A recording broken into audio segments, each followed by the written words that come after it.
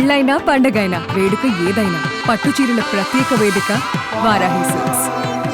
ఆంధ్రప్రదేశ్ ప్రభుత్వం 2047 vision డాక్యుమెంట్ని release చేసింది. ఇందులో 10 ప్రాధాన్యత అంశాలని ఏపీ సర్కార్ డిసైడ్ చేసింది. అయితే ఏ విధంగా 2047కి ఆంధ్రప్రదేశ్లో అభివృద్ధి జరగాలి, అలానే ప్రణాళికాబద్ధమైనటువంటి గ్రోత్ రేట్ని ఏ విధంగా చూపించాలనేటువంటి అనేక అంశాలని ఈ డాక్యుమెంట్లో పొందుపరిచారు. అయితే అన్నిటికంటే హైలైట్గా కనిపిస్తుంది ఏంటంటే ఆంధ్రప్రదేశ్ని 5 జోన్లుగా విభజించి ఎక్కడ ఎలాంటి పరిశ్రమలకి ఊతం ఇవ్వాలి అనేది ఆసక్తికరమైనటువంటి విశ్లేషణగా ఇందులో కనిపిస్తుంది. ఆంధ్రప్రదేశ్లో ప్రభుత్వ ప్రాధాన్యాలు ఏ ప్రాంతంలో ఏ విధంగా ఉన్నాయి తెలుసుకునేటువంటి ప్రయత్నం ఒకసారి చేద్దాం. ఇది ఏపీ సర్కార్ రిలీజ్ చేసినటువంటి విజన్ డాక్యుమెంట్. స్వర్ణాంధ్ర 2047 పేరుతో కవర్ పేజ్ని డిజైన్ చేశారు. ఆంధ్రప్రదేశ్ ముఖ్యమంత్రి చంద్రబాబు నాయుడు, అలానే కూటమి ప్రభుత్వం ఉంది కాబట్టి ప్రధానమంత్రి నరేంద్ర మోడీ, డిప్యూటీ సీఎం పవన్ కళ్యాణ్, అంటే జనసేన అధినేత, అలానే బీజేపీ అధిష్టానానికి సంబంధించినటువంటి పెద్దగా చూస్తే నరేంద్ర మోడీ, వీళ్ళిద్దరికీ సంబంధించినటువంటి దృశ్యాలని ఇందులో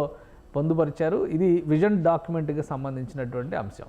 సో ఈ విజన్ డాక్యుమెంట్లో ఏముంది? ప్రభుత్వం ప్రాధాన్యాల్ని డిసైడ్ చేసి 10 అంశాలని ముందుగా ఇందులో పొందుపరిచింది. ఈ 10 అంశాలు ఏంటనేది ఆల్రెడీ పత్రికాముఖంగా కానీ, అలానే ముఖ్యమంత్రి వివిధ సందర్భాల్లో వివరించినటువంటి అంశాలను కానీ చూస్తే మనకి ఇట్టే అర్థమవుతుంది. సో ఒకసారి ఈ 10 అంశాలను కూడా ఒకసారి చూసేటువంటి ప్రయత్నం చేద్దాం. రాష్ట్రంలో అభివృద్ధి జరగాలంటే 10 రకాల అంశాలని ప్రథమ ప్రాధాన్యాలుగా తీసుకోవాలని రాష్ట్ర ప్రభుత్వం డిసైడ్ చేసింది. అందులో ఉన్నటువంటి ముఖ్యమైనటువంటి అంశాలు జీరో పావర్టీ. ఇక్కడ జీరో పావర్టీ అంటే పావర్టీకి సంబంధించి పేదరికం అనే ఆనవాళ్ళు లేకుండా చేయాలనేది ఒకటి. ఇక ఎంప్లాయ్మెంట్ క్రియేషన్ అనేది ప్రధానమైనటువంటి, skill development, human resource development అనేది ఒక ప్రాధాన్యమైన అంశం. వాటర్ సెక్యూరిటీ, ప్రధానంగా జనసేన పార్టీ అనేక సందర్భాల్లో సురక్షితమైనటువంటి మంచినీరు అనేటువంటి మాటలు పదే పదే చెప్తా ఉంది. సో ఒక రకంగా చెప్పాలంటే జనసేన పార్టీ చెప్పినటువంటి షణ్ముఖ వ్యూహం, ఇక్కడ 6 గ్యారంటీస్ పేరుతో తెలుగుదేశం పార్టీ ఇచ్చినటువంటి అష్యూరెన్స్, వాటన్నిటినీ కంపైలేషను సమగ్ర విధానంగా 3 పార్టీలకి సంబంధించినటువంటి అంశాలు అన్నింటినీ జోడించి ఈ ప్రతిపాదనలు తయారు చేసినట్టుగా మనం చూడాల్సి ఉంటుంది. ఇక మరొకటి రైతులకు సంబంధించి అగ్రిటెక్, ఫార్మర్ అండ్ అగ్రిటెక్. ఇటు చూస్తే కనుక గ్లోబల్ బెస్ట్ లాజిస్టిక్స్, అంటే రవాణా సంబంధించి కానీ వ్యవస్థీకృతమైనటువంటి ఇన్ఫ్రాస్ట్రక్చర్ డెవలప్మెంట్లో కానీ ఆంధ్రప్రదేశ్ ప్రాధాన్యాలను కూడా ఈ 10 ప్రాధాన్యత అంశాల్లో ప్రభుత్వం పొందుపరిచింది. ఇక 7వ అంశంగా చూస్తే కాస్ట్ ఆప్టిమైజేషను, అంటే ధరల నియంత్రణతో పాటు ఎనర్జీ అండ్ ఫ్యూయల్, రవాణాకు సంబంధించి కూడా చాలా కీలకమైంది. విద్యుత్ శక్తి కానీ, ఇంధనాలు కానీ, వీటికి సంబంధించిన అంశం. ఇక ప్రోడక్ట్ పర్ఫెక్షన్ అనేది ఒకటి. స్వచ్ఛాంధ్ర, ఇది ప్రధానమైనటువంటి కేంద్రం ఇచ్చినటువంటి నినాదంగా మనం చూడాల్సి ఉంటుంది, స్వచ్ఛాంధ్ర. ఇక deep tech, all forms of life, all walks of life, అంటే డీప్ టెక్ అనే అంశం గురించి పదే పదే చంద్రబాబు నాయుడు ప్రతిపాదిస్తారు. సో ఈ 10 అంశాలని ప్రథమ ప్రాధాన్యాలుగా, ఈ అంశాలే టార్గెట్గా మొత్తం ఆంధ్రప్రదేశ్ విజన్ 2047ని డిసైడ్ చేసింది. 100 ఏళ్ల భారతం, 100 ఏళ్ల స్వతంత్ర భారతం ఆవిష్కరించేటువంటి సందర్భంలో ఈ అంశాలన్నీ కూడా ప్రజలకి అందుబాటులో ఉండి ప్రజలు ఆ అంశాలని, ఆ రకమైనటువంటి అభివృద్ధిని చూడడంతో పాటు సుఖమయమైనటువంటి జీవితాన్ని ఎంజాయ్ చేసేలా ఉండాలి. అందుకనే స్లోగన్స్లో కూడా స్వర్ణాంధ్రప్రదేశ్, హ్యాపీ ఆంధ్రప్రదేశ్ అని చెప్పిన నినాదాలను ఇందులో పెట్టారు. సో ఇది అయితే 5 జోన్లు ఏ విధంగా విభజించారు ఒకసారి చూసేటువంటి ప్రయత్నం చేద్దాం.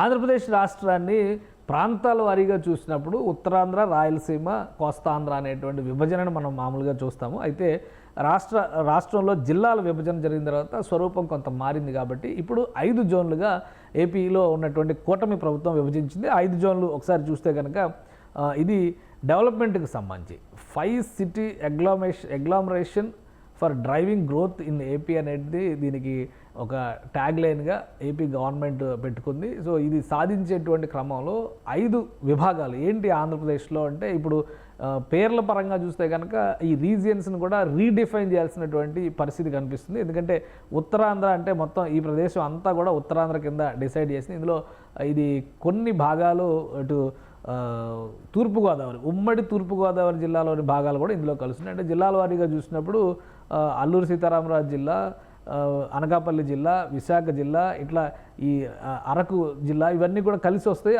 ఆ విధంగా మనం ఉత్తరాంధ్ర ప్రాంతాన్ని చూడాల్సి ఉంటుంది. ఇక రెండవది గోదావరికి సంబంధించినటువంటిది, గోదావరి రీజియన్, ఈ ఉభయ గోదావరి జిల్లాలకు సంబంధించినటువంటి ప్రదేశం రెండవది. మూడవది అమరావతి రీజియన్, అంటే కృష్ణా గుంటూరు అని పూర్తిగా కూడా చెప్పలేం, ఎందుకంటే కృష్ణా జిల్లాలో కొన్ని భాగాలని గోదావరి రీజియన్లో కలిపేశారు ప్రస్తుతం ఉన్నటువంటి జిల్లాల విభజన ఫలితంగా.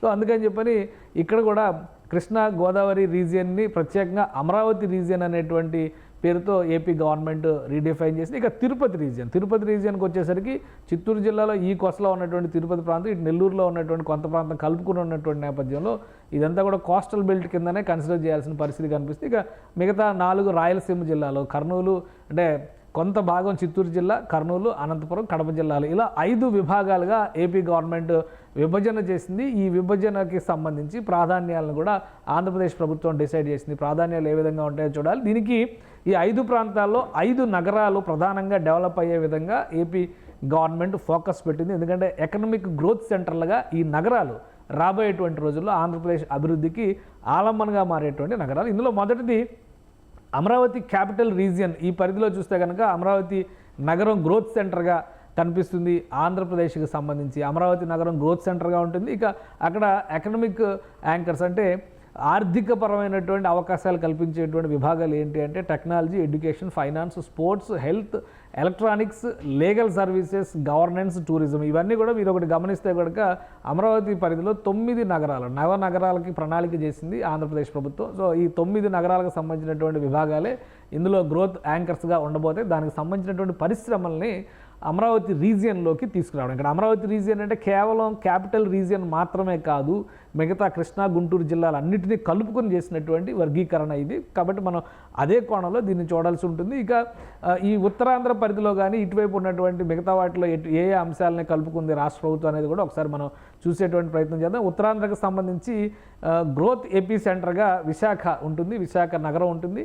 సో విశాఖ నగరానికి ఆర్థిక అవకాశాలను కల్పించేటువంటి విభాగాలు ఏవి అంటే కనుక బ్లూ ఓషన్, ముఖ్యంగా సముద్ర తీర ప్రాంతంలో జరిగేటువంటి యాక్టివిటీ, అలానే ship building, health care, tourism, herbal and Ayurveda medicine, white goods, steel and technology ఈ రంగాలన్నింటినీ కూడా ఈ ఉత్తరాంధ్ర రీజియన్లో అభివృద్ధి చేయాలని చెప్పని ఏపీ గవర్నమెంట్ డిసైడ్ చేసినటువంటి ఈ ప్రణాళికలో, ఈ విజన్ డాక్యుమెంట్లో క్రోడీకరించారు. ఇక కర్నూలు రీజియన్ చూద్దాం. కర్నూలు రీజియన్కి అంటే రాయలసీమ రీజియన్గానే దాన్ని మనం చూడాల్సి ఉంటుంది. అసలు మన ప్రాంతాల వారీగా జరిగేటువంటి వర్గీకరణల ప్రకారం చూస్తే కనుక ఇది రాయలసీమ రీజియన్గా చూడాల్సింది. ఎందుకంటే మ్యాక్సిమం 90% రాయలసీమ కర్నూలు రీజియన్లోనే ఉంటుంది. దీనికి గ్రోత్ సెంటర్గా కర్నూలు నగరం ఉంటుంది.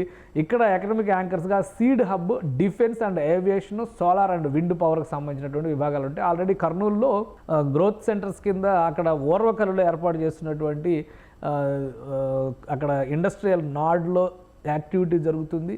అనేక పరిశ్రమల్ని రాష్ట్ర ప్రభుత్వం అక్కడికి తీసుకొస్తుంది. So Kurnool region, Rayalaseema region ప్రధానంగా మ్యానుఫ్యాక్చరింగ్ హబ్ అనేటువంటి ప్రతిపాదన రాష్ట్ర ప్రభుత్వం మొదటి నుంచి చేస్తుంది. కాబట్టి డిఫెన్స్, ఏవియేషన్ రంగాలకు సంబంధించి, ఏవియేషన్ అంటే డ్రోన్స్ ఇవన్నీ కూడా వస్తాయి. సో ఆ తరహా ఇందులో డిజైనింగ్ అనేది ప్లాన్ చేస్తున్నారు. ఇక తిరుపతి రీజియన్లో చూస్తే కనుక ప్రధానమైనటువంటి గ్రోత్ సిటీగా తిరుపతి నగరం ఉంటుంది.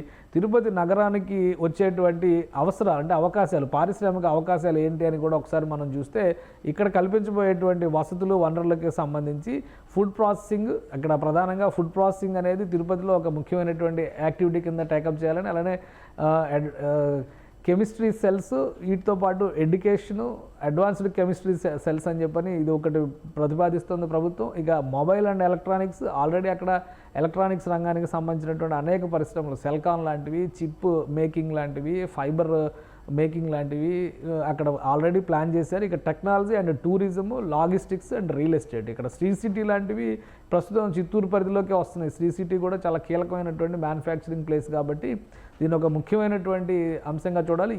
ఇదే పరిధిలోకి, తిరుపతి పరిధిలోకి నెల్లూరు జిల్లా కూడా వస్తుంది. ఆల్రెడీ బీపీసీఎల్ లాంటి భారీ ప్రాజెక్టులు ఈ రీజియన్కి శాంక్షన్ అయినాయి కాబట్టి ఇది కూడా కీలకమైనటువంటి గ్రోత్ సెంటర్గా రాష్ట్ర ప్రభుత్వం ప్రతిపాదన చేస్తుంది. ఇక ఫైనల్గా గోదావరి రీజియన్కి ఎలాంటి ప్రణాళికల్ని ఏపీ సర్కార్ డిజైన్ చేసిందో చూద్దాం. ఇక్కడ కాకినాడ కేంద్రంగా ఎకనామిక్ యాక్టివిటీ జరగాలని గోదావరి రీజియన్కి సంబంధించి రాష్ట్ర ప్రభుత్వం ప్రతిపాదనలు సిద్ధం చేసింది. గోదావరి రీజియన్కి కాకినాడ యాంకర్ పార్ట్ అవుతుంది.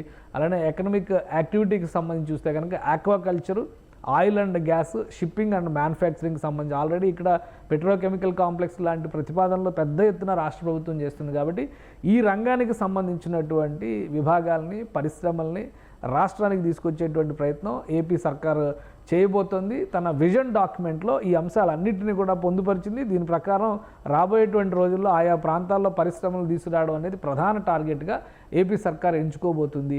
ఇప్పటివరకు ఆంధ్రప్రదేశ్ అంటే 3 ప్రాంతాల కలయికగా చూసేటువంటి పరిస్థితి ఉంటుంది. కానీ ఆర్థిక అభివృద్ధి విషయంలో మాత్రం ఏపీ సర్కార్ 5 విభాగాల సమాహారంగా ఆంధ్రప్రదేశ్ని తీర్చిదిద్దాలని ప్రతిపాదిస్తుంది. ఇంకోటి ఏంటంటే ఈ విజన్ డాక్యుమెంట్లో చాలా అంశాలని ప్రస్తావించింది.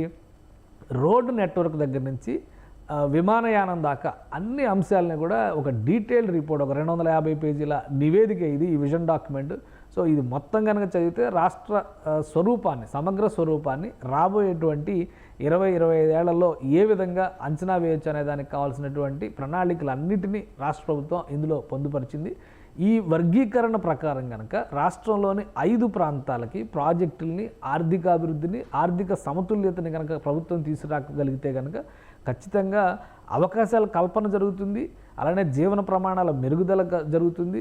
ఆర్థిక అంశాలకు సంబంధించి చూసినప్పుడు ఎకనామిక్ గ్రోత్ సృష్టించడంలో కూడా, ఎందుకంటే 2047 నాటికి ఆంధ్రప్రదేశ్ని $2 ట్రిలియన్ ఎకానమీగా మార్చాలనేటువంటి ఆలోచనతో ఏపీ సర్కార్ ఈ ప్రణాళికలను రూపొందించింది. సో ఈ రీజియన్స్ వైజ్గా ఎలాంటి ప్రాజెక్టులు వస్తాయనేది రాబోయే రోజుల్లో మనం చూడబోతున్నాం. ఈ విజన్ డాక్యుమెంట్ని ఎంత ఫాస్ట్గా అమలు చేయగలిగితే ఆంధ్రప్రదేశ్లో అభివృద్ధి ప్రజలకు అంత చేరువవుతుందని కూడా ఆశించవచ్చు.